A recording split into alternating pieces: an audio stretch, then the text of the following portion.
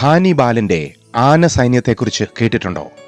Roman നഗരത്തെ പിടിച്ചടക്കുവാൻ ഏറ്റവും അടുത്തുവരെ വന്ന കർത്തജീനിയൻ ജനറലാണ് ഹാനിബാൽ.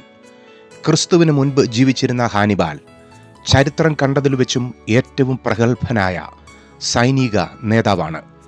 അദ്ദേഹം തൻ്റെ യുദ്ധം ജയിച്ചത് ആഫ്രിക്കൻ വനങ്ങളിൽ നിന്നും പിടിച്ചുകൊണ്ടുവന്ന് യുദ്ധമുഖത്ത് നിർത്തുന്ന ആനകളെ ഉപയോഗിച്ചാണ്.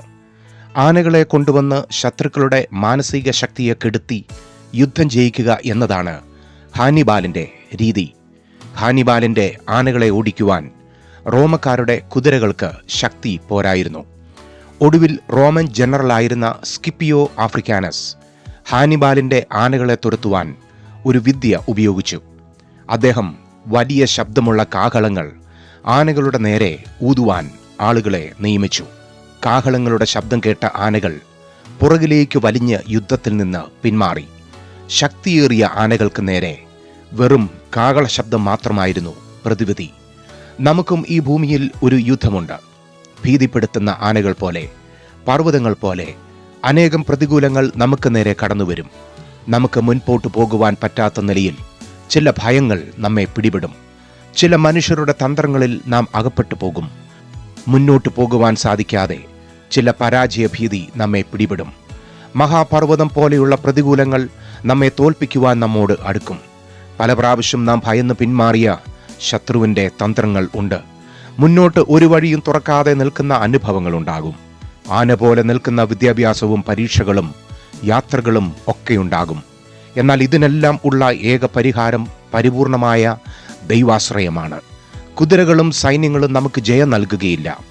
ജയത്തിന് കുതിരയും തന്ത്രങ്ങളുമെല്ലാം വ്യർത്ഥമാണ്.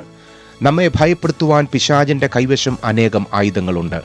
ഭയം, സംശയം, പരാജയഭീതി, അവിശ്വാസം, വഞ്ചന, ചതിവ്, നിരാശ, അധൈര്യം, നുണ, ദുരുപയോഗങ്ങൾ, അങ്ങനെ പലതും സാഹചര്യങ്ങൾക്കനുസരിച്ച് ഉപയോഗിക്കുമ്പോൾ ദൈവവചനം നമുക്ക് നൽകുന്ന ആയുധങ്ങൾ ഇവയൊക്കെയാണ്. അതുകൊണ്ട് നിങ്ങൾ ദുർദിവസത്തിൽ എതിർപ്പാനും സകലവും സമാപിച്ചിട്ട് ഉറച്ചു നിൽപ്പാനും കഴിയേണ്ടതിന് ദൈവത്തിൻ്റെ സർവായുധവർഗം എടുത്തുകൊള്ളുവീൻ.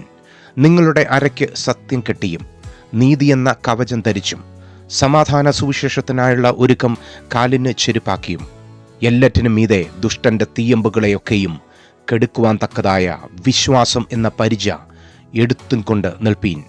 രക്ഷ എന്ന ശിരസ്ത്രവും ദൈവവചനം എന്ന ആത്മാവിൻ്റെ വാളും കൈക്കൊള്ളുവീൻ. സകല പ്രാർത്ഥനയാലും യാചനയാലും ഏതു നേരത്തും ആത്മാവിൽ പ്രാർത്ഥിച്ചും പൂർണ്ണ സ്ഥിരത കാണിപ്പീൻ.